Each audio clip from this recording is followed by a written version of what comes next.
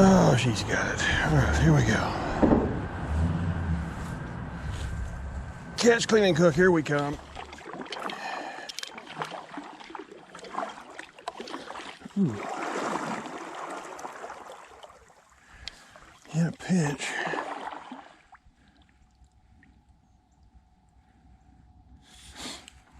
In a pinch. Be all over that right there. Yep. So if we were struggling for food with our hands, we just got food. And I've been talking to the river the last few days of maybe doing videos on what you can harvest with your bare hands or with a stick.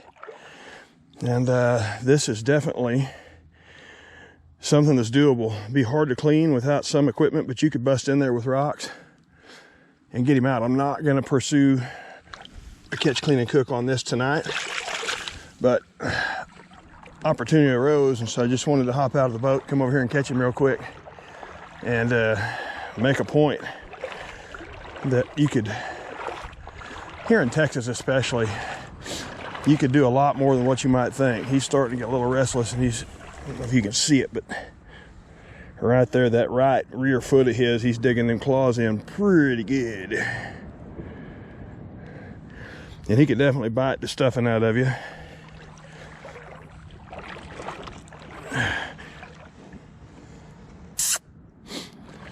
We're gonna turn him loose, let him go on his way.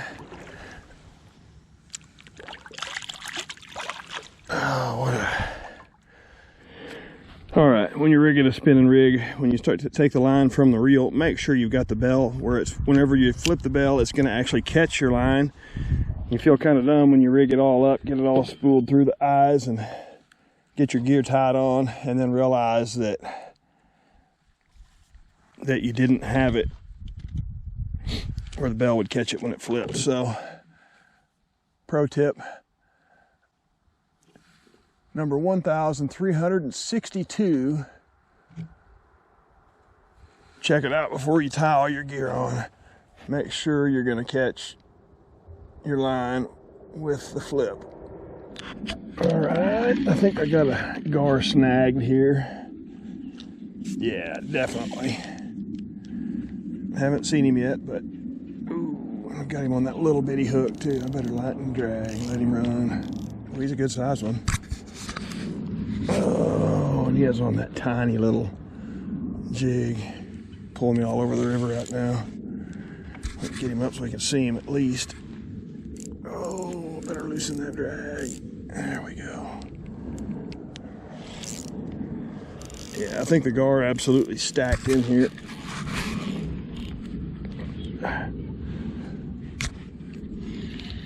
Hope I can show y'all this fish. He's not a giant gar, but he's, looks like he's 3.5 foot or something like that. This ought to be fun to try to paddle back to shore, paddle to shore. I wasn't at shore when I hooked him. I was over by the rocks on the other side of the river. I'm going to loosen this drag up so he can, and I got to get upriver here so I can get on shore and land him.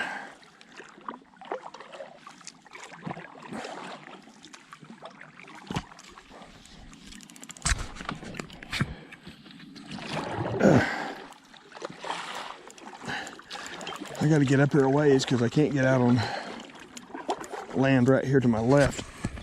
You see that red color? That stuff is mud, just thigh-deep mud.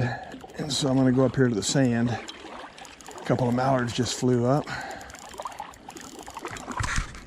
He's starting to resist the hole. That's drag spinning off right there. All right, we are just about ready to do work here. Yeah. Secure this bad boy so it don't leave me high and dry here. All right. I don't want to tighten that drag too tight, but he's plumb across the river now. And he's headed upriver. All right, there he is right there. We're close. 10 feet, 15 feet. Here we go. I may end up just doing a catch, clean, and cook with him. That might be the ticket. Oh, come on. All right, we're close. One thing you do got to know about gar is their roe is toxic. Their eggs are poisonous for humans to eat, so not gonna eat any gar roe. I really need a hatchet, so I might just drag him up a ways, paddle back down, run to the house real quick on the motorcycle, and do a catch, clean, and cook with this gar. I think that's what I'm gonna do. I can catfish all the time. I can catch gar all the time, but I think that's what we're gonna do. All right, we're back to the bike. I'm gonna run to the house. I'm gonna have to choke it. Been sitting long enough, I guess.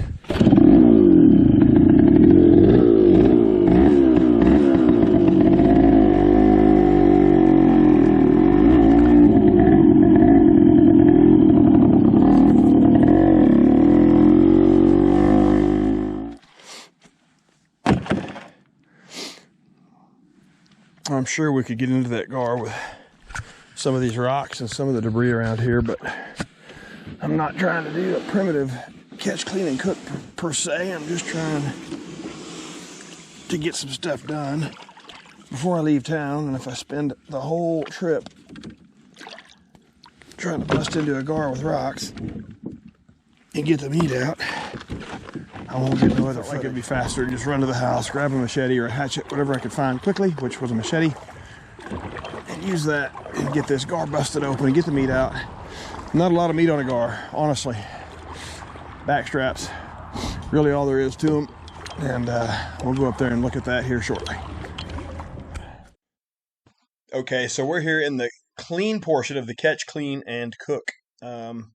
Yeah, it's kind of difficult to video this stuff. The lighting wasn't real good out there. Of course, I'm by myself and trying to fight with this fish. They are very difficult to clean. I just want to say that. As you can see, I'm just trying to go down the spine of the fish with the machete and just trying to get him opened up down the back so that I can have access to the back straps inside the fish. Lots of different ways to clean them. People use tin snips. People use all kinds of saws. Now here I'm trying to cut down towards the belly of the fish, so essentially so I can get the back of the fish to open up like a book so that I can have access to those back straps. So it is it's a tough gig, no doubt about it. I can say tin snips would have probably been my best bet, and I meant to grab some but just didn't. Just grab the machete because it was what I found. I've heard of people using sawzalls, chainsaws, all kinds of stuff. Pocket knife is probably not going to be ideal. I think I talk about it a little bit here in a little bit, but you can really hurt yourself bad on the scales of these fish. I remember when I was a kid, my dad cut himself to the point where he had to get stitches cleaning a gar, and that was just on the scales of the fish. So it's not for the faint-hearted, that's for sure. It's hard work. You see, I keep turning around and looking. I edited it out. I caught, I think, 5 or 6 channel cat while I was cleaning this fish, but I edited all that out because this video was going to be just too long. And so it took about 10 minutes of actual clean fish video time to get one backstrap out. Now, the other one wouldn't have taken very long at all, but one backstrap was going to be well more than enough to feed me. So Anyway, yeah, this is the cleaning part. You just you get them busted down the back of the fish, and then you can reach in and work that back strap out. It comes out relatively easily with just a pocket knife. You can almost work it out with your fingers. So anyway, this is the latter part of the clean of catch, clean, and cook. Mm, white meat.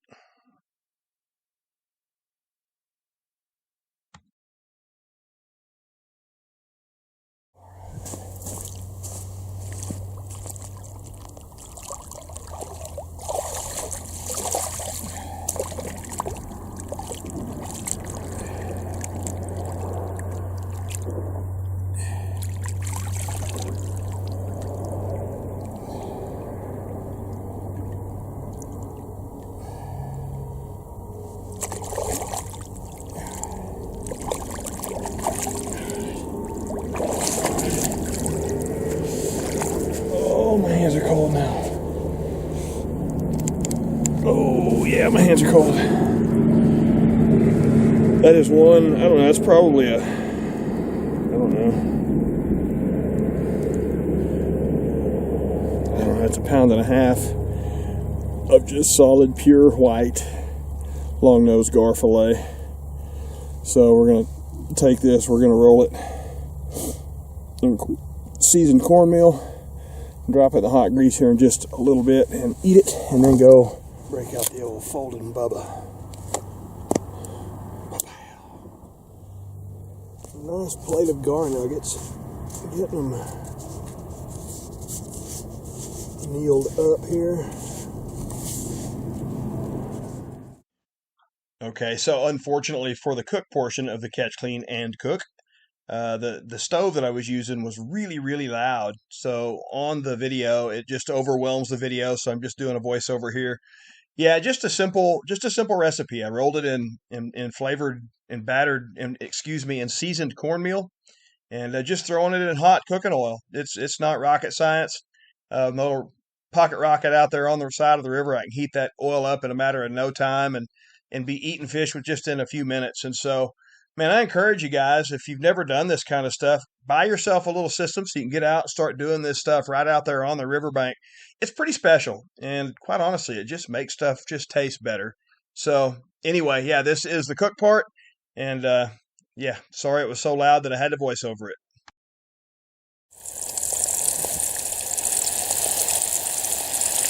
Tell me that don't look good.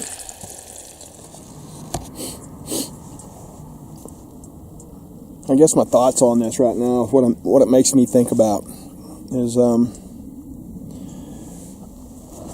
gar it's got a bad reputation, and for various reasons.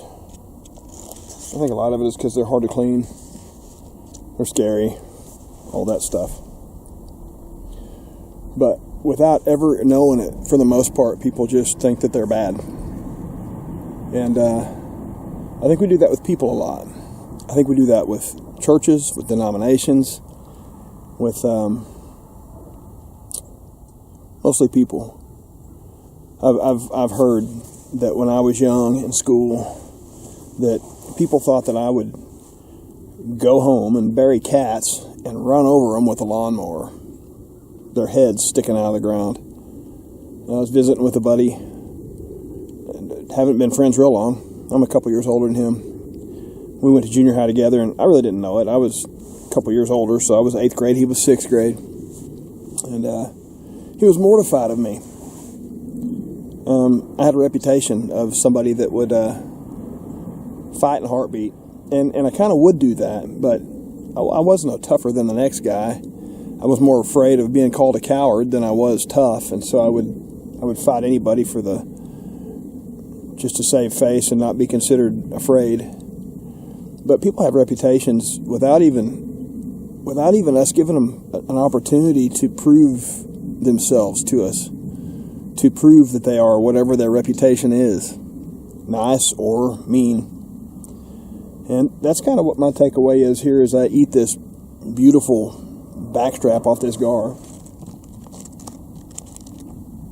It's that reality that we just assume that it must be true. I've been told for a lot of my life how bad this is.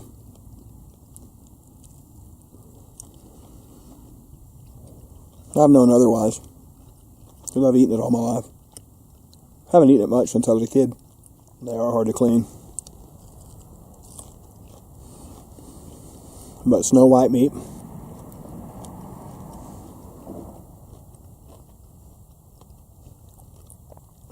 And tastes good.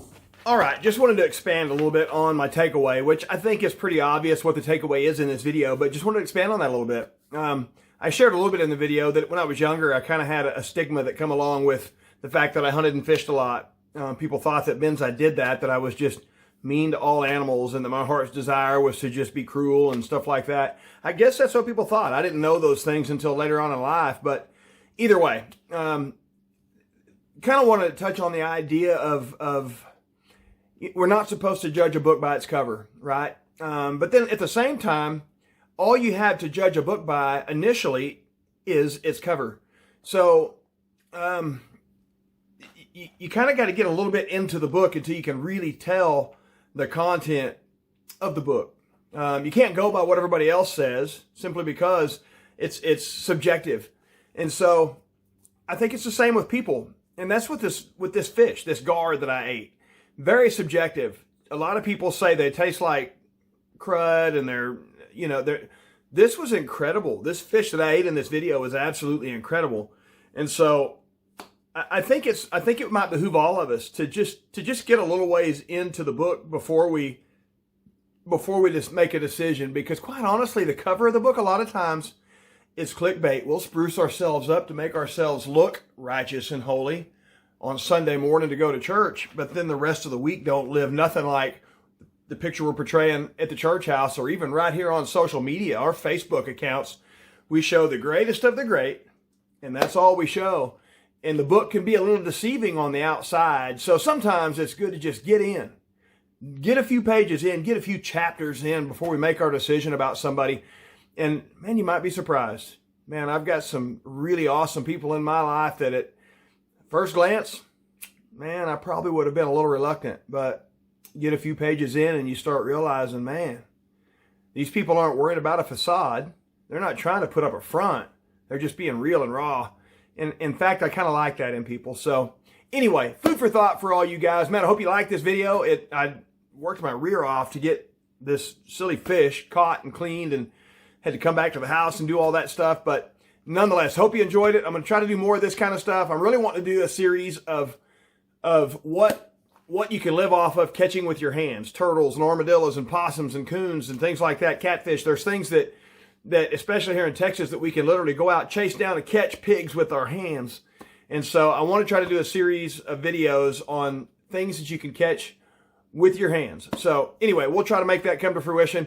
I'm headed to Guatemala here in a couple of days. I got to go speak in Quanta, Texas day after tomorrow, then head to Guatemala the next day for a while. So won't be doing any videos for a little bit, but when we get back from that, I'm going to try to get that stuff going, because deer season's going to be over and I'll have some free time. So anyway, much love. Hope you guys are blessed. And yeah, don't be quite so judgmental. We'll talk to you next time.